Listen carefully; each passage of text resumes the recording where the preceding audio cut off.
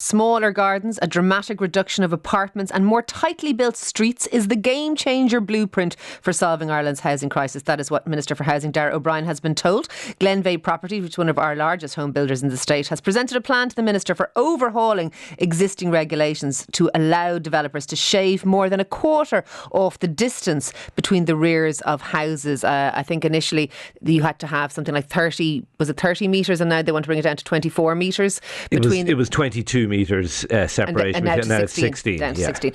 What do you make of it? I think it's nonsense. And look, I'm someone absolutely in favour of high density, low rise development. I think high density is a good thing. I live in a high density, low rise development.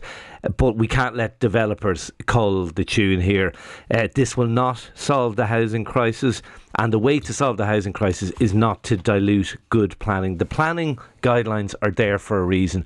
And it's constantly the refrain here, let's throw out the planning guidelines. The planning guidelines are there for a reason. You think about a 16 metre separation between two houses. This isn't about the size of gardens. I have a tiny garden.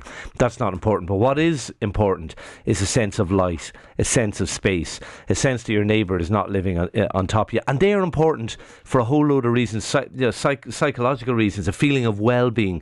And if you throw out good planning, you're basically building the slums of the future. Developers, of course, they want to try out all planning guidelines. They don't want to build apartments. I'm not sure why they don't want to build apartments. It doesn't fit their image. It's not in their DNA to do it. And they look for any reason to do it. So I completely disagree with this.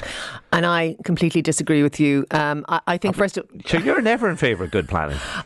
Au contraire, I just don't happen to agree with you what it is about. You're talking about the fact that you live in a house that is on a small street, that does have a small back garden, and the one that probably backs onto it as a small back garden. You like your home, you often talk about how handy it is, but you don't want it for other people. No, sorry.